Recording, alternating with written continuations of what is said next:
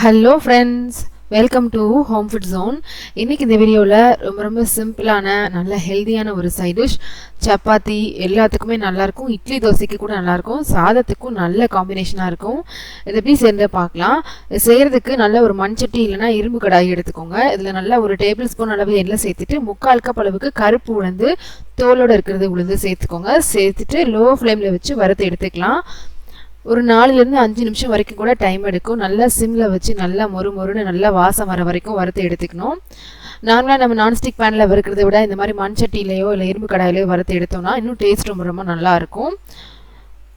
இப்போ பார்த்தீங்கன்னா பருப்பு நல்லா வறுப்புட்ருக்கு, நல்ல கலர் மாதிரி வந்திருக்கு, நல்ல வாசனையும் வரும், அதிலே நம்ம தெரிஞ்சுக்கலாம். இப்போ இதை எடுத்து வேற ஒரு பிளேட்டுக்கு மாற்றிடலாம். எண்ணெயெல்லாம் தனியாக வடிச்சிட்டு இந்த மாதிரி பருப்பு மட்டும் எடுத்துகிட்டு வேற ஒரு பாத்திரத்துக்கு மாற்றி ஆற வச்சுருங்க. இப்போ இதே எண்ணெயிலே நல்ல ஒரு பெரிய வெங்காயம் இந்த மாதிரி கட் பண்ணி சேர்த்துக்கோங்க. ஒரு 5-6 பல் பூண்டு சேர்த்துக்கோங்க. 10 சின்ன வெங்காயம் சேர்த்துக்கோங்க. 1/4 கப் அளவுக்கு தேங்காய் சேர்த்து இது எல்லாமே சேர்த்து நல்லா வறுத்து எடுத்துக்கலாம். வெங்காயம், பெரிய வெங்காயம் எல்லாம் நல்லா பச்சை வாசனையெல்லாம் போய் நல்லா கண்ணாடி மாதிரி ஆகணும். தேங்காவும் நல்லா செவந்து வரணும், அது வரைக்கும் நம்ம வறுத்து எடுத்துக்கணும். எப்பவுமே நம்ம பருப்பு சேர்த்து சட்னியோ துவையலோ எது அரைச்சாலும் இஞ்சி சேர்க்கக்கூடாது, பூண்டு மட்டும் தான் சேர்க்கணும். அதனால் இஞ்சி சேர்த்துடாதீங்க. லோ டு மீடியம் ஃப்ளேமில் வச்சு நல்லா வறுத்து எடுத்துக்கோங்க.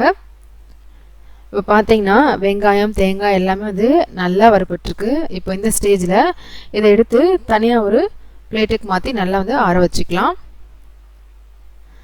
ரெண்டாவதாக எண்ணெய் சேர்க்கணும்னு தேவையில்லை. நான் பருப்பு வறுத்த எண்ணெயிலேயே மீதி எண்ணெய் இருக்கும், அதுலேயே இந்த வெங்காயத்தை வறுத்து எடுத்துக்கலாம். அதுக்கப்புறமா இந்த பேனில் லோ ஃப்ளேமில் வச்சுட்டு ஒரு 10லேருந்து 15 வரைக்கும் காஞ்ச மிளகாய் சேர்த்துட்டு நல்லா ஒரு சின்ன நெல்லிக்காய் அளவுக்கு புளி சேர்த்துக்கோங்க. நல்லா கைப்பிடி அளவு கருவேப்பிலை சேர்த்து லோ ஃப்ளேமில் வச்சு லேசாக வறுத்துக்கோங்க.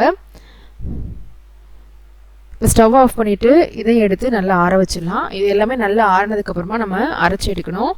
ஃபஸ்ட்டு நம்ம ஏற்கனவே வறுத்தெடுத்த வெங்காயம், பூண்டு அதெல்லாமே ஃபஸ்ட்டு மிக்ஸி ஜாரில் போட்டுக்கலாம்.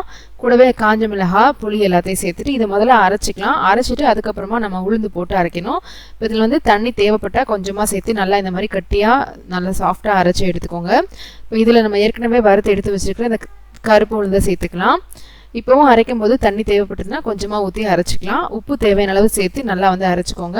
நான் கட்டியாக துவையல் மாதிரி அரைச்சிருக்கேன். நீங்கள் சட்னி கன்சிஸ்டன்சியில் அரைக்கணும்னா தண்ணி அதுக்கேற்ற மாதிரி ஊற்றி அரைச்சி எடுத்துக்கலாம்.